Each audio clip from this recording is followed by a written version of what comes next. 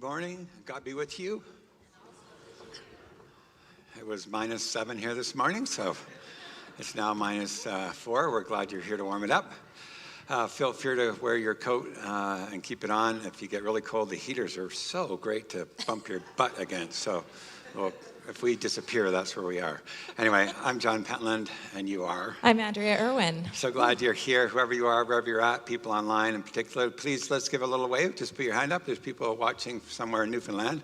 We're glad you're here, and BC just snuggling in bed. Wherever you are, whoever you are, we welcome you. 4 practices here: hospitality, future warmth over there. There's coffee and tea you can wrap your hands around. We know that eating and drinking together and sharing a bit of our lives is part of why we're here.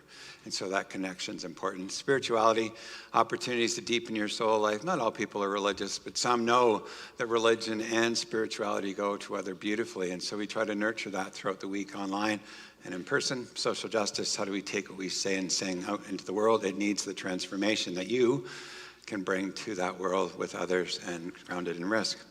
Banner says, whoever you are, wherever you're at, regardless of age, stage, religious, not religious, gender identity, you name it. These pews don't say you fit, they say you belong. And when you belong, that means you bring your truest self, and we welcome you, whoever you are, so welcome. And we welcome you to a building that is built on the lands of the Treaty 7 people. That's the Blackfoot Confederacy, the Stoney Nakoda First Nation, as well as the Tsuut'ina First Nation.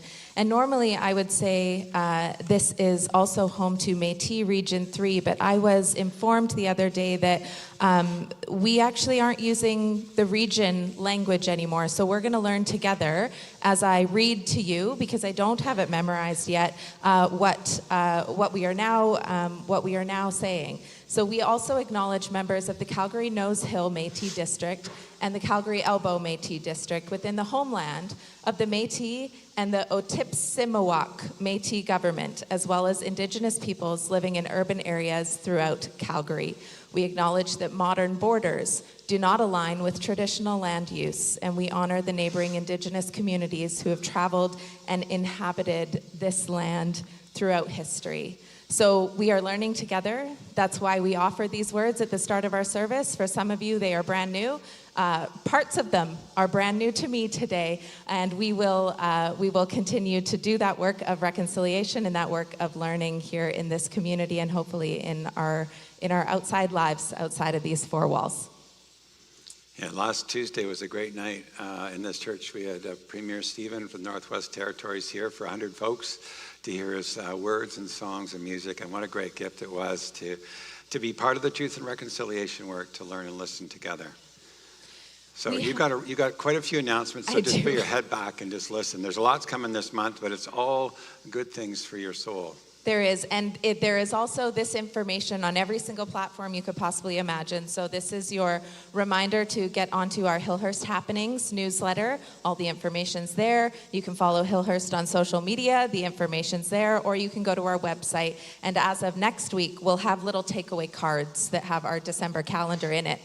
First and foremost, announcement, KidSpace is, or Next Gen. You might hear both of those phrases interchanged. Back here we have Patricia and Eliana. They are 2 of our Next Gen staff. And at the break, every Sunday at the 10:45 service, but also at 9 if you just need to get the wiggles out, they will take anyone who is young at heart. I'm sure you would be welcome, as well as the youth downstairs. And I've been asked to remind parents to please remember to pick up your children afterwards. I didn't know that I had to make that reminder, but please pick up the children afterwards. So they pick them up before 4 o'clock? Yeah, that's right.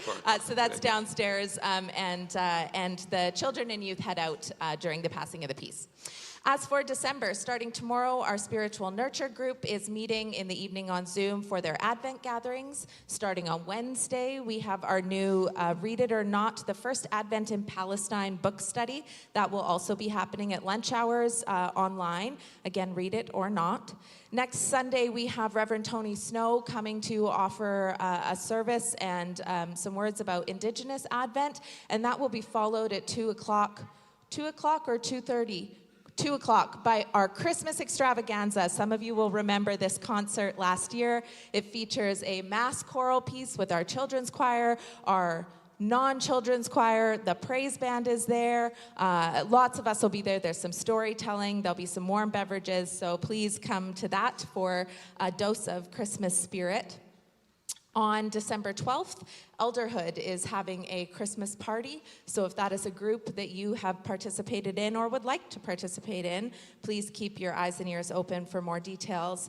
And then on the third Sunday of Advent, December 17th, will be our annual Blue Christmas service. So if this time of year is particularly challenging for you, if you're looking for a space where you can take a deep breath and just be, if you're looking for a space to come and not be so happy about the season, this is also the place for you. So come for some comfort on the evening of December 17th. That's 7 p.m. Yeah, I just want to say, or you might want to think of inviting someone, maybe a neighbor, somebody at work who might like to know that there's a safe place in this season. Yeah.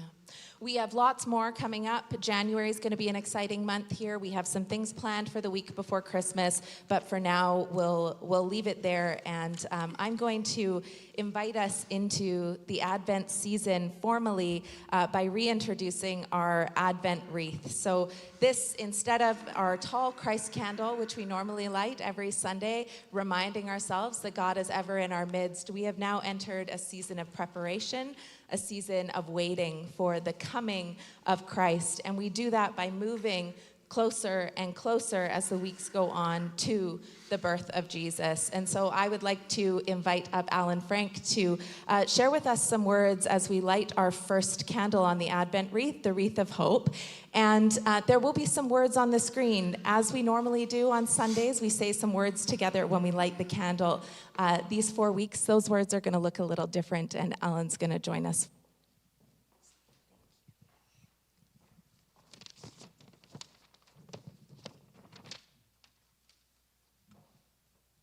Arise and behold, good news of hope is here.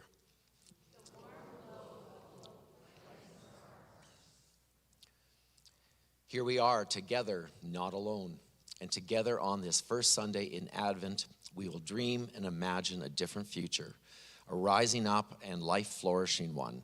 We are witnesses to hope.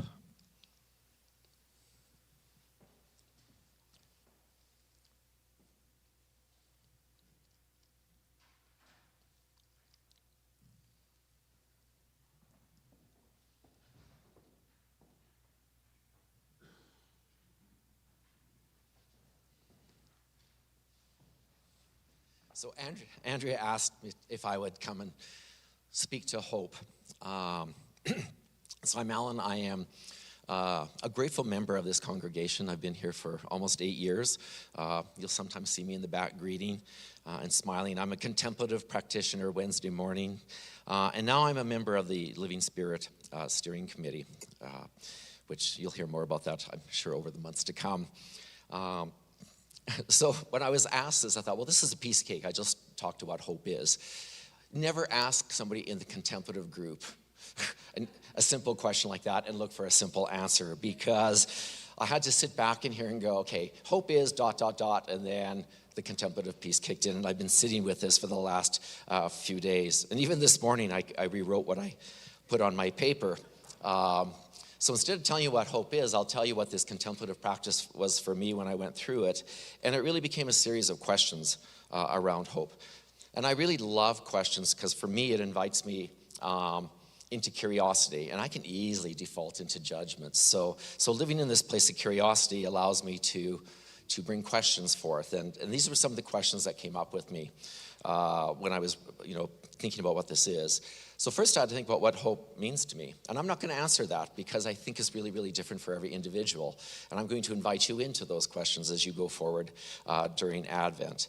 But what does hope allow me to do? And that one was really something I sat with. It's, for me, part of it is it allows me to show up each day. It allows me to get out of bed. It allows me to live authentically. It allows me to face struggles, to sit in darkness, as we talked about a couple of weeks ago, and then to be myself in aloneness, and then to reach out when I need help. Where do I find hope? I find it within. I find it within God. I find it in prayer. I find it in silence. I find it for myself in journaling. Where do you find hope? I think that's a question, to contemplate. Where do I notice hope externally? I see it when I see a child and, they smile or they're joyful. I see it in laughter. I see it in the group when I show up here Wednesday morning and it's dark and the light's flowing out of the church and I know that there's warm people inside. And then the other question was, how do I manifest hope in myself? And how do I bring that hope to others? And in the work that I do for people in recovery, it's how do I bring that hope to them? How do I help them discover that hope within themselves? And then how do I stay in hope for self-care for myself? And then how do I notice when hope has arrived? What does gratitude look like for me at that point? So I think this is the beauty of the contemplative practice, and I think this is the beauty of Christmas time, where we actually do step back a bit and we contemplate, we prepare for the birth of Christ, and in some of that silence we can sit in what some of these questions are.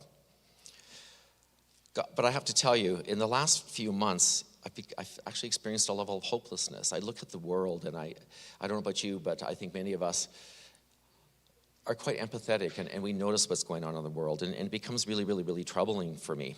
I thought, well, what am I going to do about this? Well, wasn't it a surprise? But, about 3 or 4 weeks ago, John Griffith and his wife opened up the library in the back, and I went back there, and a book jumped out to me, and the book was called Act of Hope: How to Face the Mess We're In Without Going Crazy. I have to tell you, I'm just into the book right now, and it boldly reminded me it's not enough just to have hope, but that we have to be active. Dare I say that we have a responsibility in creating hope for ourselves and in others.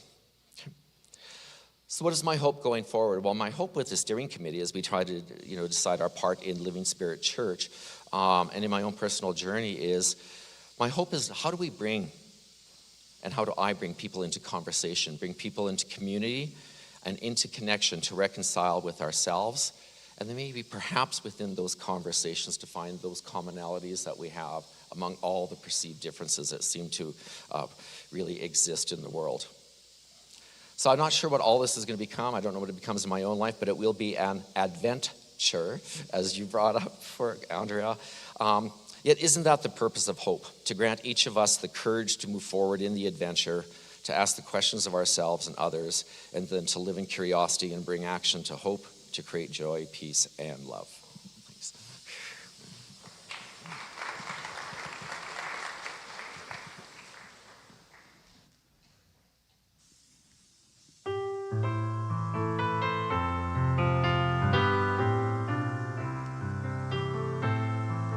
Please stand with us. Hope is a star that shines in the night, leading us on till the morning is bright. When God is a child, there's joy in our song. The last shall be first, and the weak shall be strong, and none shall be afraid. Hope is a star that shines in the night, leading us on till the morning is bright. When God is a child, there's joy in our song. The last shall be first, and the weak shall be strong, and none shall be afraid. This opening hymn may be new to you, will likely be new to you, unless you have your finger on the pulse of hip liturgical music. Okay, so please join us on the choruses and just enjoy the verses. And if you know it, you can feel free to sing along. This is Waiting for You. The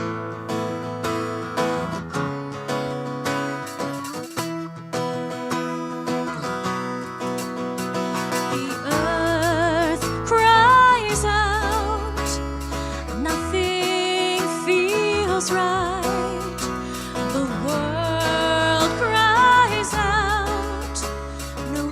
justice in sight, fires burning everywhere, too many, too hot, too bright. We are waiting for you. We are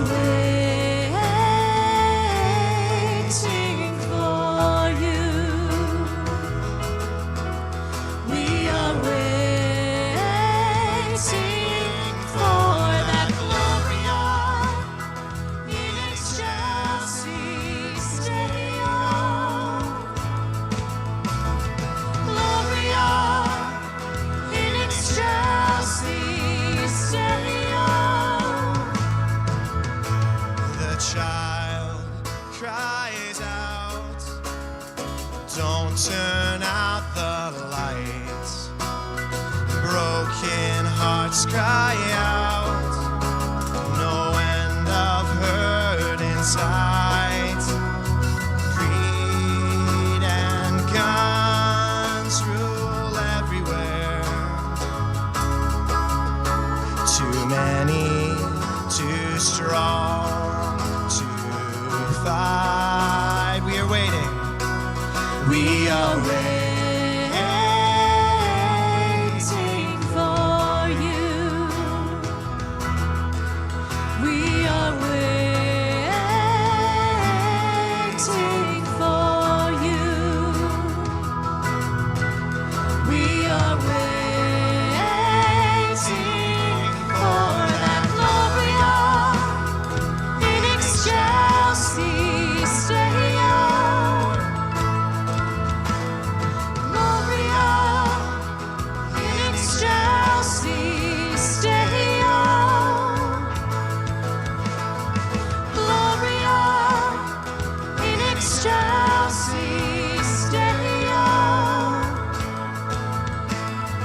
Gloria in excelsis Deo. Let us be a sign of hope. Let us be your arms of love. Let us be the ones that say there is another way. Let us be a sign of hope. Let us be your arms of love. Let us be the ones that say there is another way. Let us be a sign of hope. Let us be your arms of love. Let us be the ones that say there is another way. We are waiting for you. You are waiting. You are waiting for us too. We are waiting for that Gloria in excelsis Deo. Gloria in excelsis Deo. Gloria in excelsis Deo. Gloria in excelsis Deo. We are waiting for you. You are waiting for us too. We are waiting for you.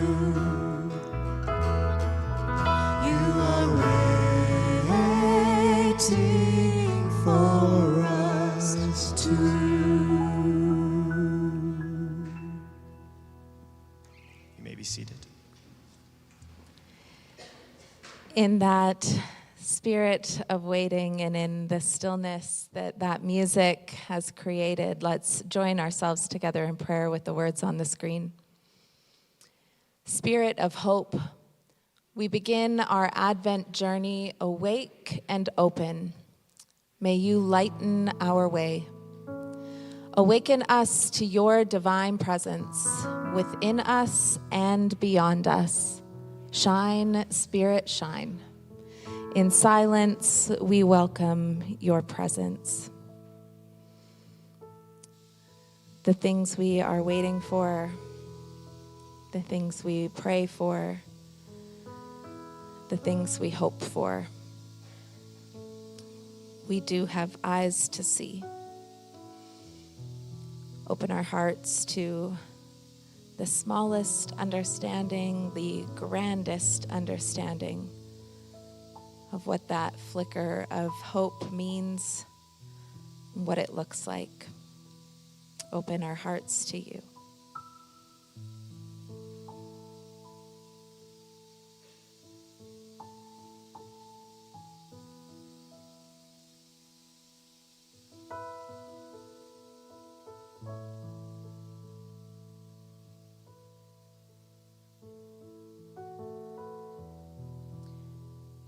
We gather these prayers with some words of our Lord's Prayer, a version that I'm not sure all of you know. It's also a version we don't have on the screen. We're making some last-minute changes here. So I invite you to keep your eyes closed and listen to this translation. It's the Aramaic translation of the Lord's Prayer. And the words are this: O cosmic birther of all radiance and vibration, soften the ground of our being and carve out a space within us where your presence can abide. Fill us with your creativity so that we may be empowered to bear the fruit of your mission. Let each of our actions bear fruit in accordance with our desire. Endow us with the wisdom to produce and share what each being needs to grow and flourish.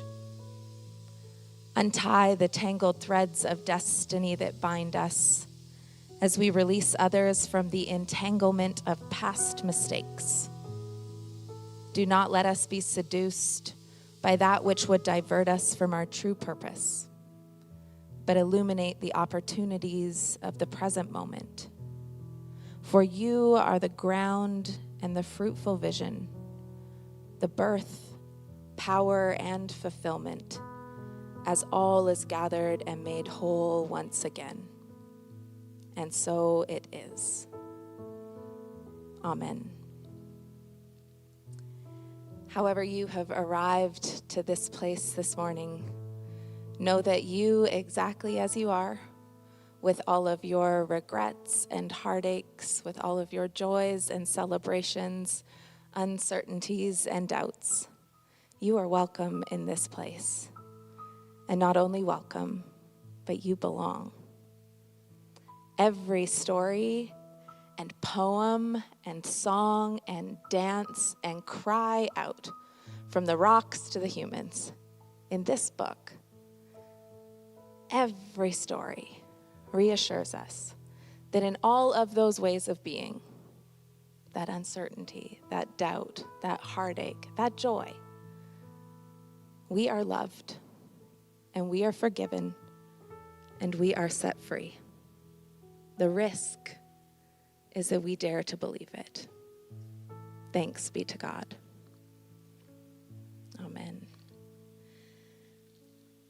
I'd like to invite up at this time another guest, David Swan. David is a member of many of our small group ministries and also sits on the board here at Hillhurst. And as this is a season of radical generosity, and as generosity is a spirit that we are hoping to cultivate, we've invited some folks to share testimony with us as to why they contribute to this community. So David, thank you. Thank you, Andrea. Good morning, everyone. It's a joy to be with you again this weekend. as we prepare in the Advent season. And as I was asked to describe some of the reasons why I'm a member of the church and contribute to the church, 3 things came to mind. Having been a politician, I was always told to have 3 things ready to say. So funny how that happens. But 3 reasons. One is the need that I have to share some of the intimate challenges of living today in a culture that is so broken and so needing direction and community and hope, as Alan talked about earlier. I find that here. Asking the tough questions, wrestling with the difficult answers, and dealing with a lot of mystery that we can never know fully, but we can explore and share the journey. Second reason is a courageous leadership here. John and Andrea have opened the doors, opened the windows, and said everyone is welcome here. And we want to explore every aspect of spirituality, what it means to be religious, what it means to be human. And I value that tremendously.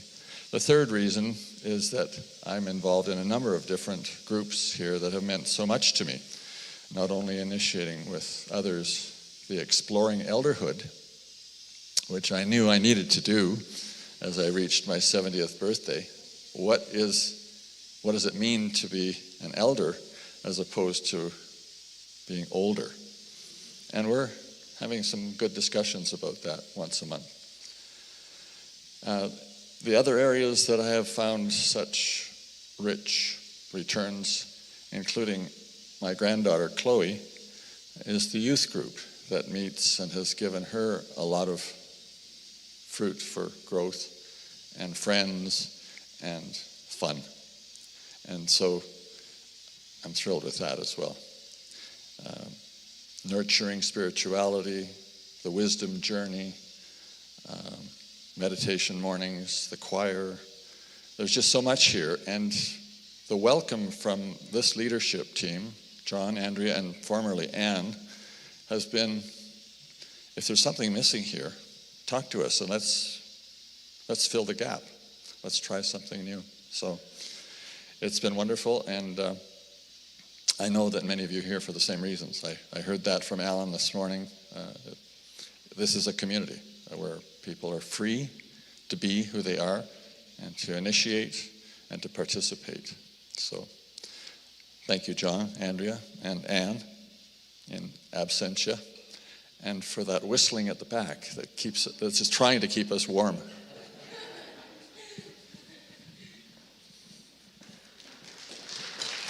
Thank you, David.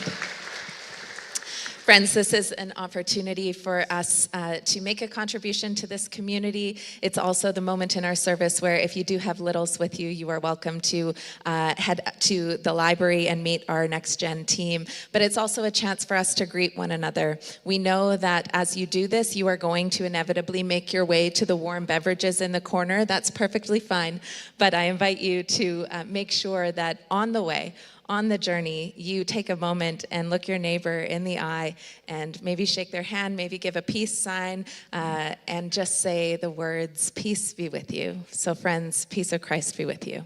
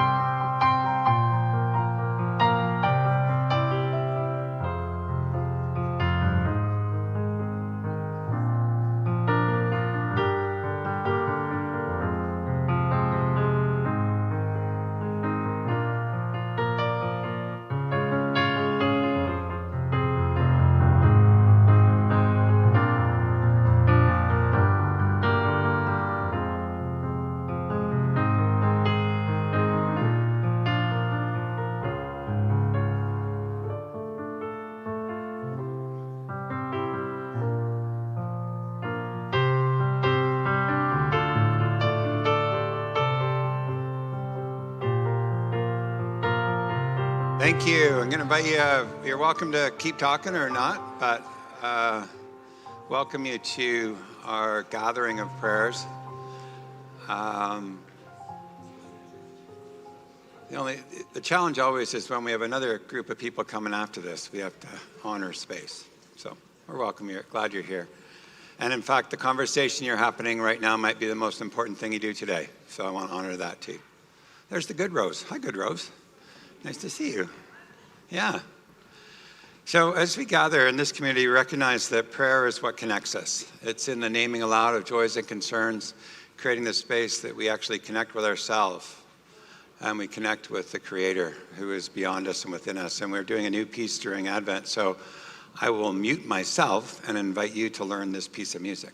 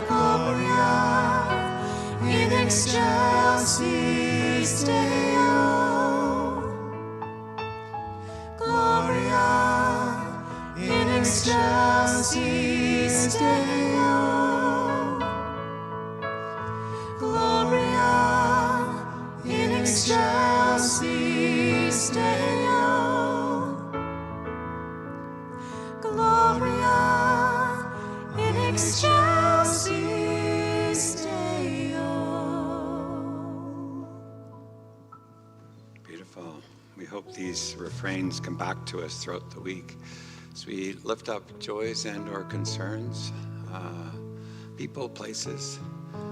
Remember Lori Follis, who would be singing with us. Her mom died this past week, and Kim and your family, as we remember Lori's mother in Vancouver. People and places, welcome. And welcome you, welcome you. Thanks for our team back here who help us be seen and heard. People and places we need to name. Yeah.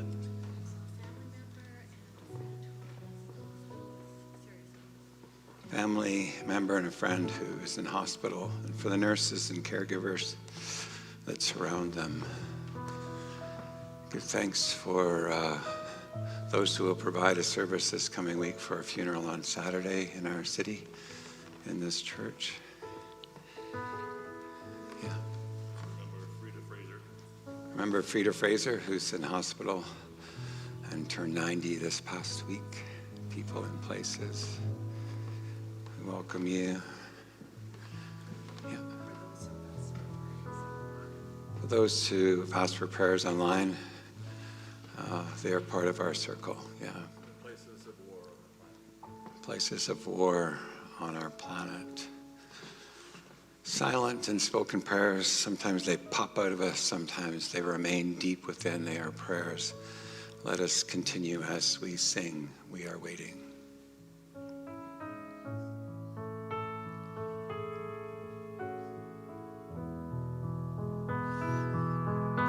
We are waiting for you. You are waiting. You are waiting for us too. We are waiting for that Gloria in excelsis Deo. Gloria in excelsis Deo. Gloria in excelsis Deo.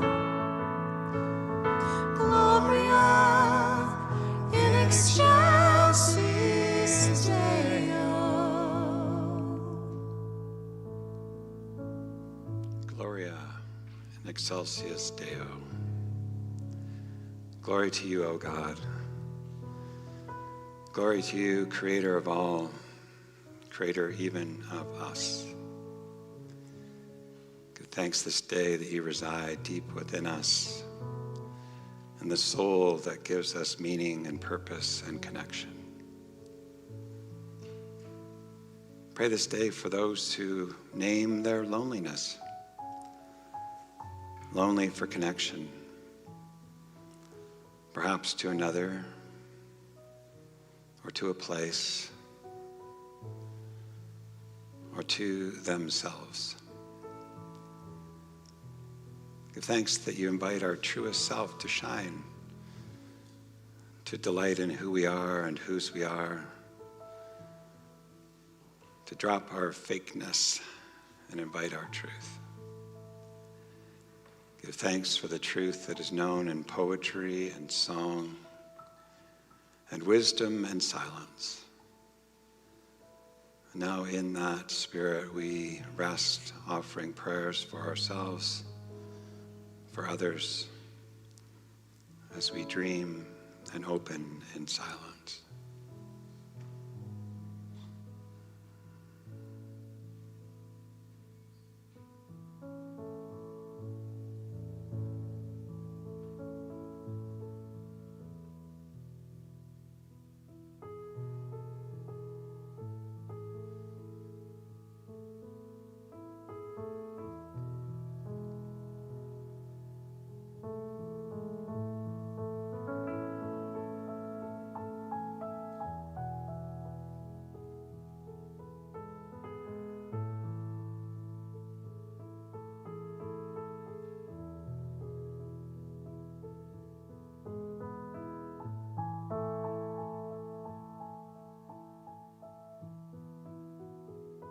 Gather our prayers as we sing.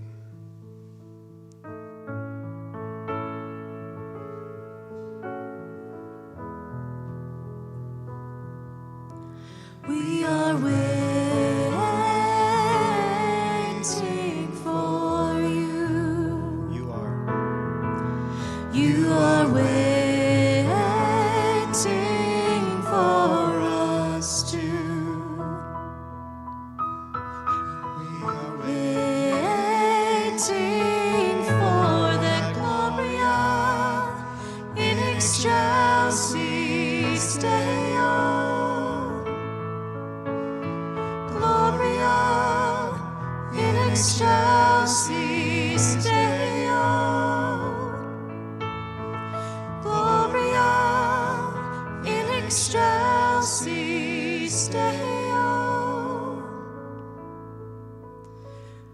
Gloria in excelsis Deo.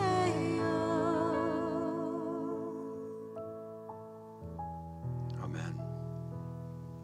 I invite Anne to offer our reading today.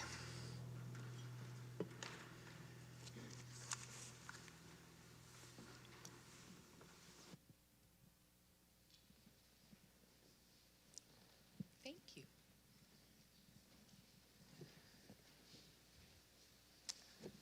A reading from the Gospel of Mark, chapter 13, verses 24 to 37. The coming of the Son of Man. But in those days, after that suffering, grandfather's sun will be darkened, and grandmother moon, she will not give her light. And the stars, they will be falling from heaven. And the powers in the heaven, they too will be shaken. Then they will see the Son of Man coming in clouds with great power and great glory. Then he will send out the angels and gather the elect from the four winds, from the ends of the earth to the ends of the heaven. the lesson of the fig tree. From the fig tree, learn this lesson. As soon as its branch becomes tender and puts forth its leaves, you know that summer is near.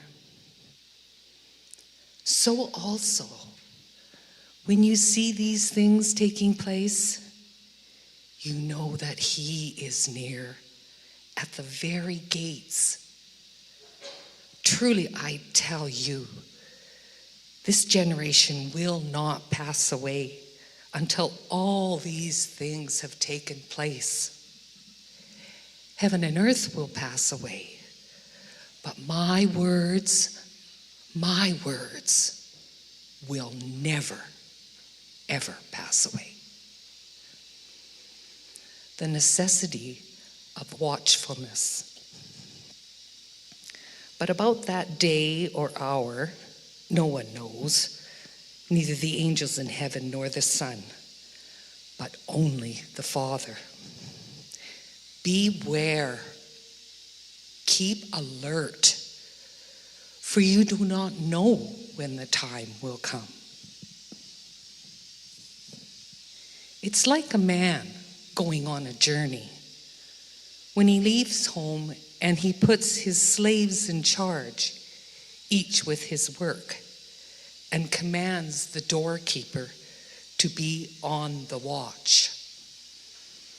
Therefore, keep awake, for you do not know when the master of the house will come, in the evening, or at midnight, or at cockcrow, or at dawn.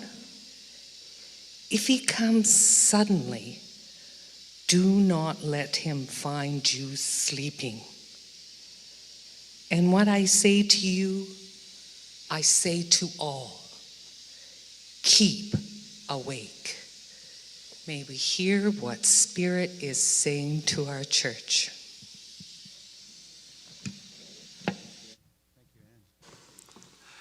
I got an option today, two questions. As I heard that scripture, I changed my question. But question one is this. We invite people to this space to reflect on something around the theme of the day. And the first question you could consider with somebody near you is, what keeps you awake at night? You don't like that one? Go to this one.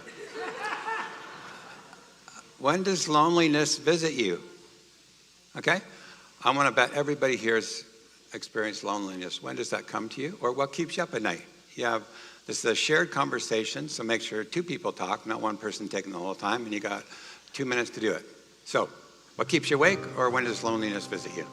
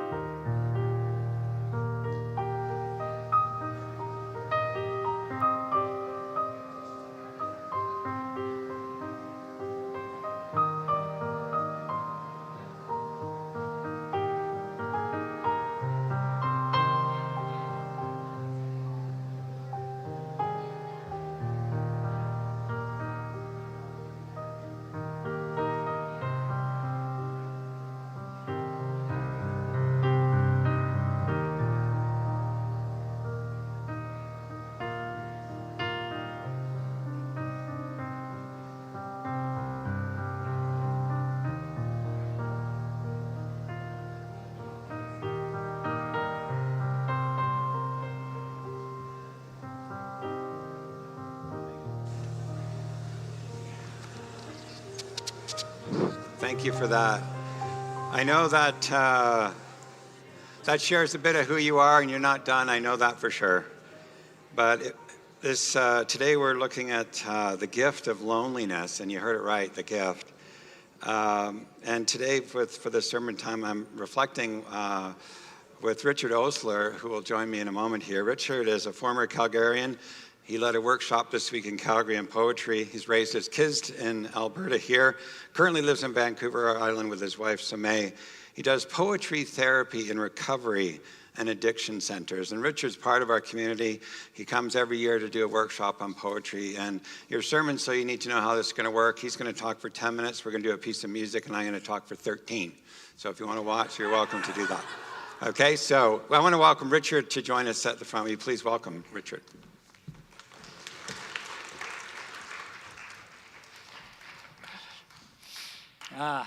Good morning. I was sitting here thinking, lonely. Just think of that word in your mouth. Feel it, lonely. There's something lonely about it. And that's the magic of poetry. We get to live inside this language that energizes us and brings us to the world. And it's through language the world knows us, and it's through language we know others. And in that, we can maybe find a spell against loneliness. I feel like just making up a poem, a spell against loneliness. No, I'll stop. There is a great Anglican priest in Wales nominated for the Nobel Prize called R.S. Thomas. And he had a very severe kind of look at the world. And here's his poem that kind of sets the stage for what John and I are talking about today. The word, a pen appeared, and the God said, write what it is to be man. I put in brackets, man or woman. And my hand hovered over the bare page until there, like footprints of the lost traveler, letters took shape on the page's blankness. And I spelled out the word lonely. And my hand moved to erase it. But the voices of all those waiting at life's window cried out loud, it's true. It's true. Lonely. Lonely. Greg Orr is in his mid-70s, a very cherished American poet. At age 12, hunting with his father and his brothers, he forgot that his second barrel of his gun was loaded, and in thinking he was clearing his rifle, he shot and killed his brother. Now, you want to talk about loneliness of the spirit. The only time he says that anyone in the family talked about that death again was that night. And after that, he was totally surrounded in the loneliness of the chaos and disorder of that event. And he will tell you that it was poetry over the years that brought him back into community with himself and with others. And I'm quoting Greg here, who's quoting a former poet laureate of the United States. Stanley Kunitz has a wonderful line about lyric poetry. It's the voice of the solitary that makes others less alone. You know, when I confront the white page, I'm alone with me. But I'll tell you, I'm alone with another voice. Another voice. And some of us will say, that's a voice coming from outside us. And I have no trouble saying that there are moments when I think it's the divine that is really talking to me, and I know I'm not alone. Greg goes on to say, our threat to survival, it seems to me, is feeling all alone, feeling there's no connection between you and others, and that there can't be. Sometimes you can't have a connection with people who are physically around you. But connection for you could come through a poem written 1,200 years ago in Tang Dynasty, China, a poem that speaks about grief. This is part of the curious intimacy of poems. No matter when it was written, you can feel as if someone is speaking to you.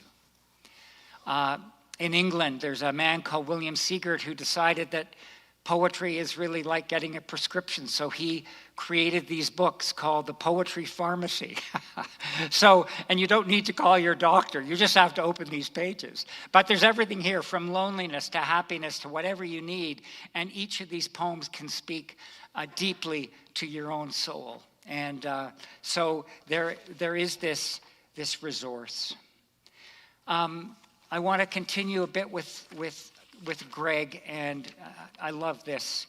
Writing a poem can save your life. Writing a poem can save your life. And reading a poem can show you that you are not alone. Someone else felt this. Someone else went through what you were going through, and they survived. They even triumphed. The poem is the proof of that survival and triumph. This person who fell madly in love or suffered great grief was able to turn the suffering into an object that we can call a poem and put it in the world. And I'm a poet. I was doing a retreat yesterday. People were writing. And if you write a poem, it's like you can take the smoke of the confusion outside of you, you name it, you put it on a page, and now it's outside you. Now you can sort of look at it, but it's not eating you alive. And I think when you read a poem, the same thing can happen to you. I want to share a poem by a lovely American writer called Jim Moore. And I envy him because he spends 6 months of the year living in Spoleto in Italy. And I'll forgive him for that. And this is his poem, In the Poems I Love. In the poems I love, there are sailboats taking lonely Chinese poets away from other lonely Chinese poets and from willow trees along the shore, barely rooted. Such clarity in the poems I love, such mystery. And when dawn comes at last, after a long restless night, in the poems I love, sometimes the poet will reveal with much relief how small we really are. For a moment the poem stalls when the poet laughs, thinks to contrast the calm of the sky to the usefulness of the universe, a comparison which implies, without saying a word, the loneliness of it all. In the poems I love, no one is ever accused of taking the curve by the cemetery too quickly. Let me say that again. In the poems I love, no one is ever accused of taking the curve by the cemetery too quickly, or of not over-elaborating in the second stanza, and no one is ever judged too lonely for his own good. If it weren't for loneliness, this is where the gift that John talks about comes in. If it weren't for loneliness, we might not need to see the way a crow finally settles on the top of a streetlight and stays so long there, just waiting for us to get it. How ridiculously easy life is, lit like this. And it is no small thing to have seen the crow in his sleek indifference, his black pool of unruffledness, how he flew away, rising all at once, not a trace of him remaining, only the streetlight shining, illuminating a small patch of darkness in the poems I love. I just love that idea. So we're locked in loneliness and we see a crow, and suddenly we are in relationship if we pay attention to it. And I love this idea in the last here, illuminating a small patch of darkness. You know, the dark illuminating the dark, and you're not alone. There's a crow there. This poem by Mary Oliver, Mary, perhaps probably one of the most beloved poems, and it really ticks academic poets off because they really don't like Mary Oliver at all because she was so darn popular. And I find that quite amusing, actually, because she speaks so deeply for what it is to be human, and her poems are so accessible. This is the voice of Mary. She died 2 years ago in her 80s. When loneliness comes stalking, go into the fields. Consider the orderliness of the world. Notice something you have never noticed before. Like the tambourine sound of the snow cricket, whose pale green body is no longer than your thumb. Stare hard at the hummingbird in the summer rain, shaking the water sparks from its wings. Let grief be your sister. Let grief be your brother. She, he will, whether or no, rise up from the stump of sorrow and be green also like the diligent leaves. A lifetime isn't long enough for the beauty of this world and the responsibilities of your life. Scatter your flowers over the graves and walk away. Be good-natured and untidy in your exuberance. I love that. Be untidy in your exuberance. In the glare of your mind, be modest and beholden to what is tactile and fulfilling. Live with the beetle and the wind. This is the dark bread of the poem. This is the dark and nourishing bread of the poem. Think of the dark. Think of the soil, even now where your tulips are kind of hanging out. You know, they're kind of just doing their thing, but they're going to come back. But where are they going to come back from? They're going to come back from the dark, the compost. How can we look at these lonely times and say, this is the compost time for me and for my soul? I want to finish with a poem by the great Bengali saint, Rabindranath Tagore.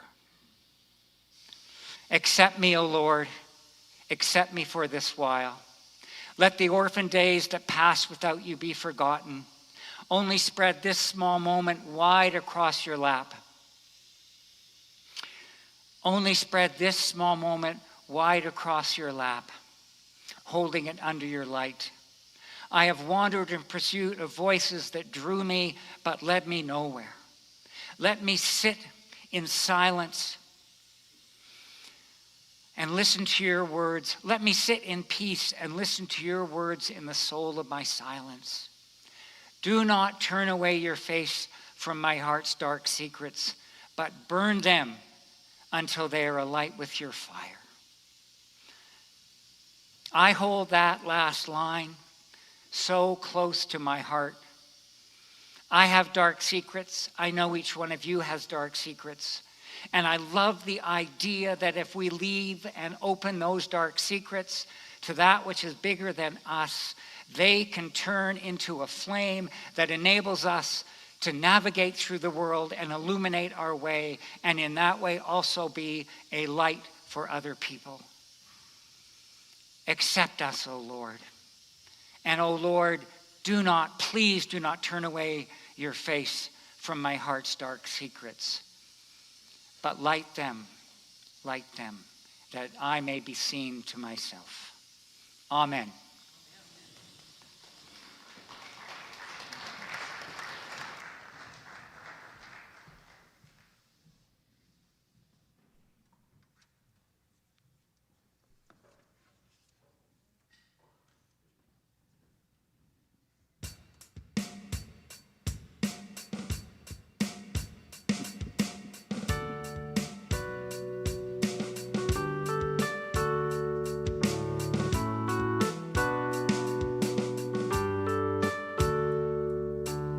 Me and all my friends, we're all misunderstood. They say we stand for nothing and there's no way we ever could. Now we see everything that's going wrong with the world and those who lead it. Just feel like we don't have the means to rise above and beat it. So we keep waiting, waiting on the world to change. We keep on waiting, waiting on the world to change. It's hard to beat the system when you're standing at a distance. So we keep waiting, waiting on the world to change. If we had the power to bring our neighbors home from war, they would have never missed a Christmas. No more ribbons on the door. And when you trust the television, what you get is what you got. 'Cause when they own the information, oh, they can bend it all they want. That's why we're waiting, Waiting, waiting on the world to change. We keep on waiting, waiting, waiting on the world to change. It's not that we don't care, we just know that the fight ain't fair. So we keep on waiting, waiting. waiting on the world to change.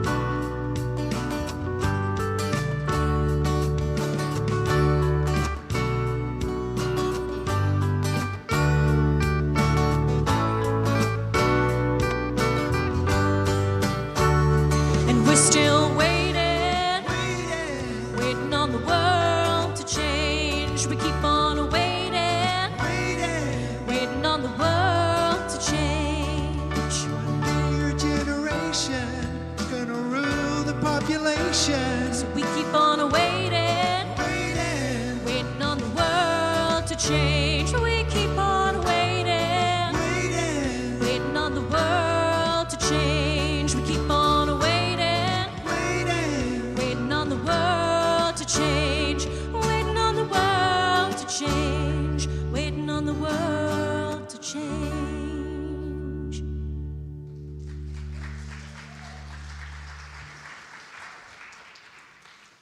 So great to have the band here today with us. Thank you for your poetry and your wisdom, Richard. I don't know if you heard last week there was CBC, The Current, Matt Galloway. I happen to be a CBC fan because I think it connects us countrywide and worldwide. But on The Current, he was interviewing a professor named Professor Jeremy Noble, who wrote a book called Project Unlonely, Healing the Crisis of Our Disconnection.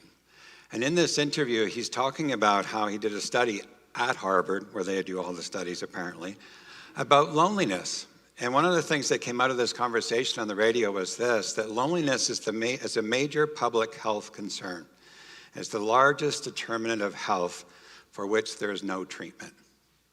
Just hear that again. It's the loneliness is the major public health concern where there's the largest determinant of health for which there is no treatment for. Loneliness is part of all of our lives, whether we know it or not. And in this talk, on this podcast, they talked about how loneliness equals the ability to have 15 cigarettes a day. Loneliness equals 15 cigarettes a day. And what that means is that it is a challenge to your heart, to stroke and diabetes.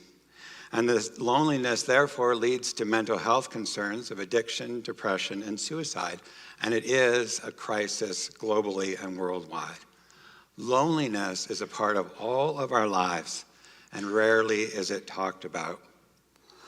And so he says in this podcast that when we go to the doctor, and I know there's some doctors in our midst, and I'll put this challenge out to them, when they meet their patients, they take their heart rate, their blood pressure, and then they say, how are you doing with loneliness? And there's something about bringing loneliness into the foray to saying that it's part of all of our experience could actually lead to better health. In the podcast, he says there's three kinds of loneliness, three main. Psychological loneliness. Psychological loneliness is, do you have someone in your life, a friend or someone that has your back? Someone that you can be real with, be truly yourself, tell your deepest secrets, and know they will still know you and accept you. And it has to be reciprocal. It's not a one-way conversation. It is a realness of seeing and hearing the other. Do you know that the word of the year for 2023 is the word authentic? We are starved for authenticity in a world of fakeness, and psychological loneliness is part of that. The second kind is what's called societal loneliness. That's where systemic barriers separate people in groups, and we other them, perhaps by race or gender. It's where we say, you can fit in here, but if you fit in here, you have to change. Where the word belong says you belong just as you are, who you are. But we live in a world, you watch yourself this week, how we other people, and we label others. And this societal loneliness creates the kind of conflict that we are seeing in our world right now through othering. The third thing this podcast says is that we live in a time of existential loneliness, where people are wondering what is the meaning and purpose of life. And we need places to explore this meaning, to consider and convene deeper, real conversations about life purpose. And when you think of loneliness, you're imagining a senior in a senior's home by themselves. But the reality of this podcast and this study is that the age that is the most alone right now is people 18 to 24. 18 to 24 was the loneliness in this group. And they did talk about the impact of social media. Yes, social media is a great gift and it connects, but it can also add to people's loneliness and deepen their sense of isolation. The best line in the podcast was this: No matter how many Instagram followers you have, the question is, who's going to feed you lunch tomorrow when you're sick? And so when you think about loneliness and the call to talk about it, I have a friend I've told you before who had an affair once, and he goes to parties sometimes, and just as a way of welcoming people into the room, he sometimes introduces himself, says, "Hi, my name's John, I had an affair." He doesn't do it to startle or push people away, but to wonder whether people will step into a real conversation and say, "Me too." Or they might say, "Tell me about that." And I wonder in our Christmas parties whether someone says, "How are you?" whether you will be willing to say, "Actually, I'm a little bit lonely." Will they listen and look you in the eye or move on to the next person? A few years ago, I was at a workshop in California learning about the Enneagram, and I remember as we were talking about the Enneagram, this woman put up her hand when we were talking about loneliness. She said, "I remember driving my car to the Grand Canyon and getting out of the car and going to the edge to look at the vastness of the Grand Canyon to see if the hole that is the Grand Canyon was bigger than the hole that is inside me." That's loneliness. She wanted to know which was deeper. Clergy, and leaders often experience loneliness. Andrea and I were at a workshop last October about clergy loneliness.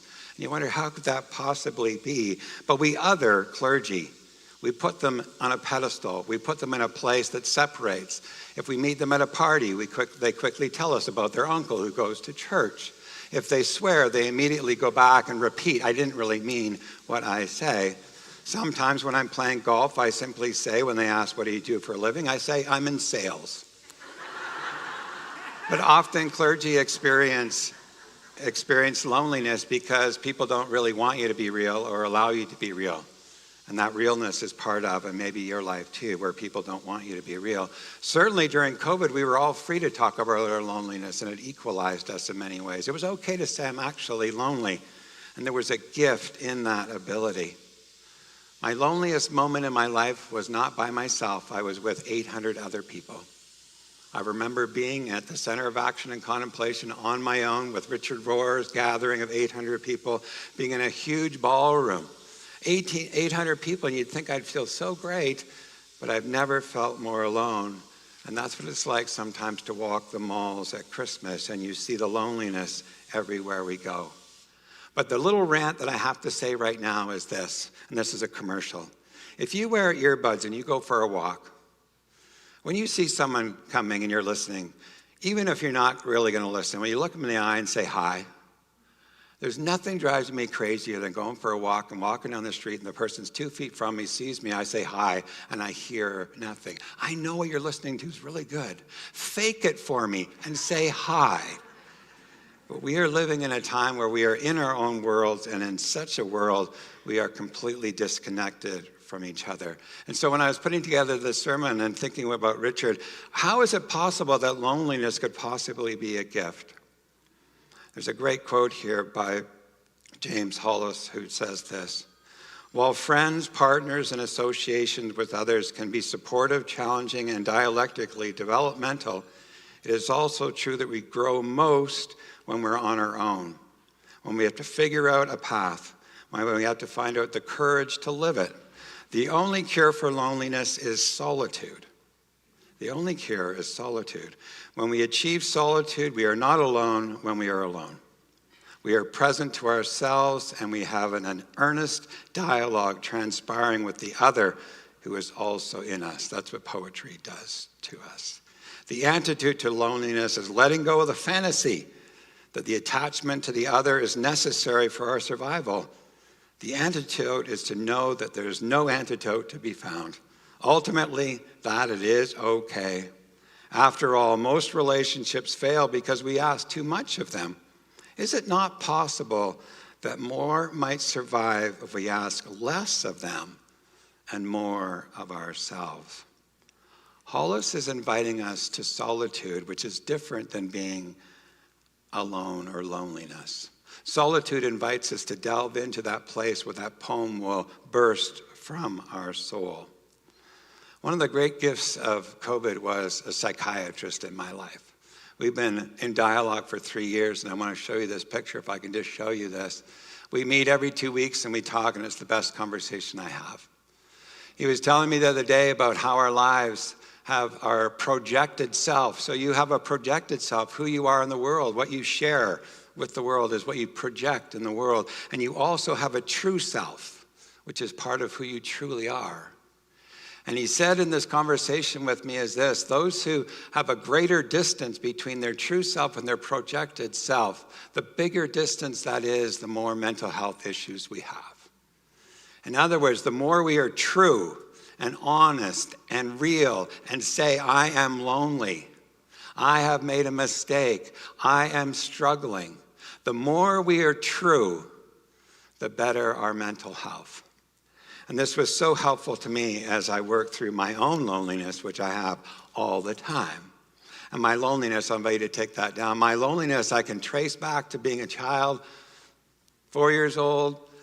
Back in the day when you were a kid, you went to a hospital. I can still remember being there for 2 weeks, and every night my mom or dad going home, my brother tells me I scream, don't leave me, don't leave me, don't leave me. I don't remember it in my head. I remember it in my body. And loneliness stays in our body, and it appears throughout our life at different times. And so when I was telling my psychiatrist this, he said, I've got a practice for you. And this practice is welcoming and inviting your loneliness. To say, as I wake up in the night, there you are. Oh, loneliness, come join me. And you welcome the loneliness into your life, and you recognize it, and you allow it, you investigate it, and you allow it to be your very best friend, Rain. Your very best friend. And so when we welcome that into our being and we say, you are a gift to me, it becomes our greatest friend. And we begin to cuddle and explore how this friend has come into our life. The Bible is filled with many people who experience loneliness at many times. Jesus, we are told, went to a lonely place, probably to get away from the crowds to restore himself. Mary, with the news that she was to be pregnant and an unwed mother, certainly felt lonely in a culture that could stone her. Joseph, wondering what the heck's going on as they have to be refugees and flee to Egypt after Christmas. The loneliness is part of all of the biblical characters, just like it is for us. You see, loneliness is part of our life and truly can be our greatest friend.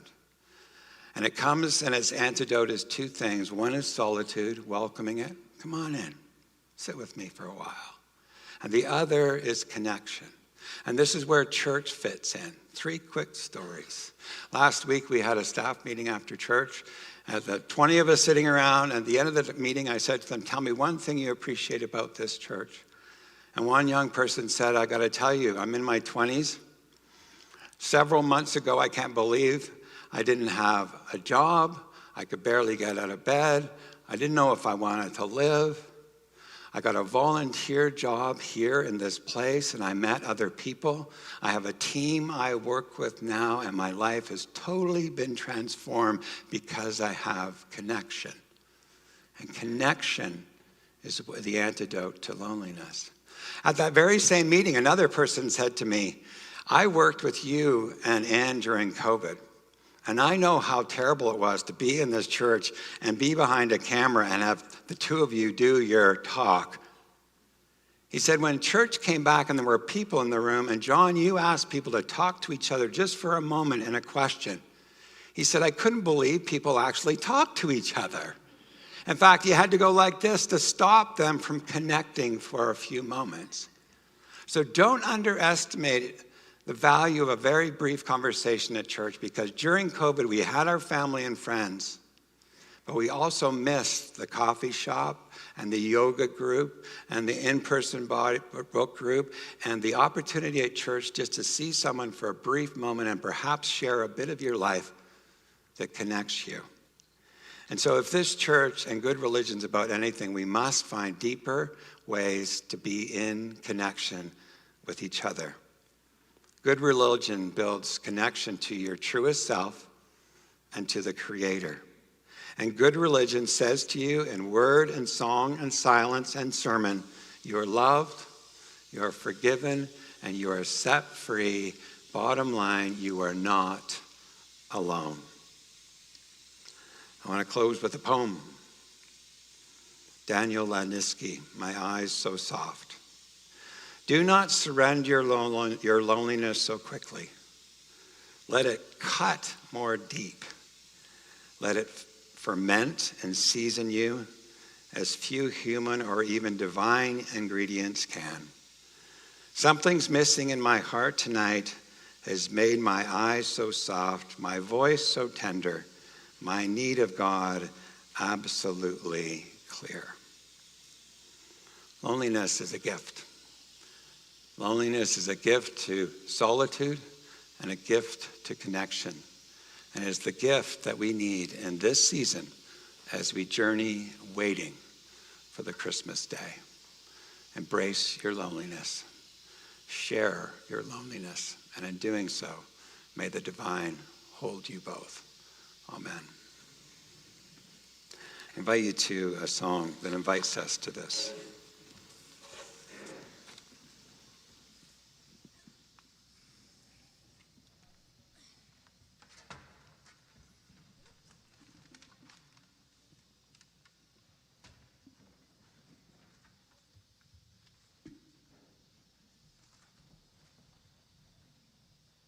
Please rise with us as we sing.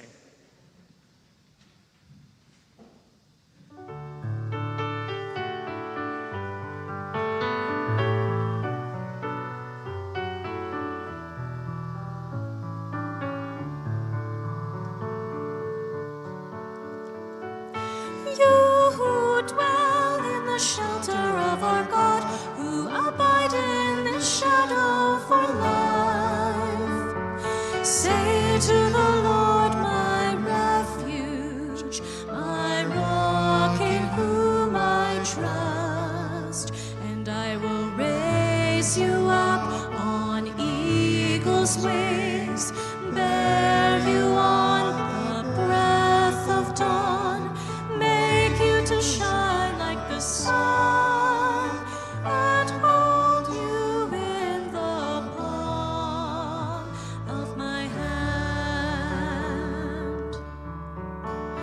The snare of the fowler will never capture you, and famine will bring you no fear.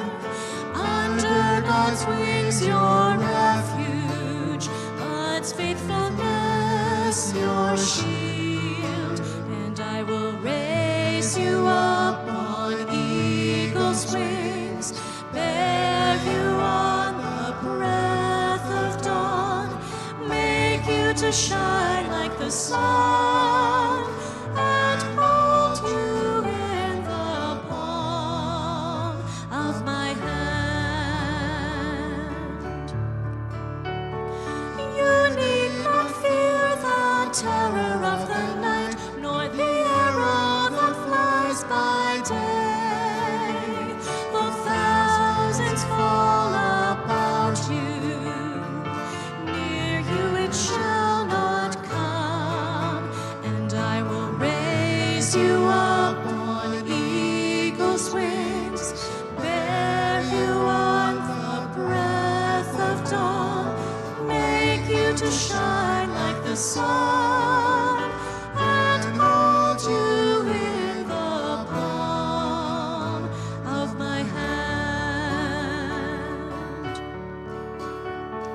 For to God's angels is given a command to guard you in all of your ways. Upon their hands they will bear you up, lest you dash your foot against a stone. And I will raise you up on eagle's wings, bear you on the breath of dawn, make you to shine like the sun, and hold you in the palm of my hand, and hold you in the palm of my hand.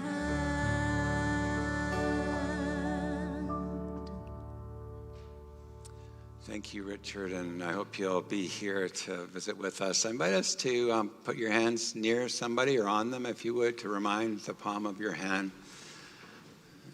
And just to quickly look them in the eye so they see your eyes.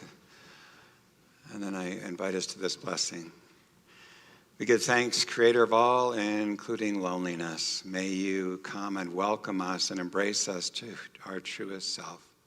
May poetry and song and silence heal us, and may we move from that place to connect to our fellow travelers along the way. And in doing so, know your connection, your love, your forgiveness, and your grace. In gratitude, we say, Amen.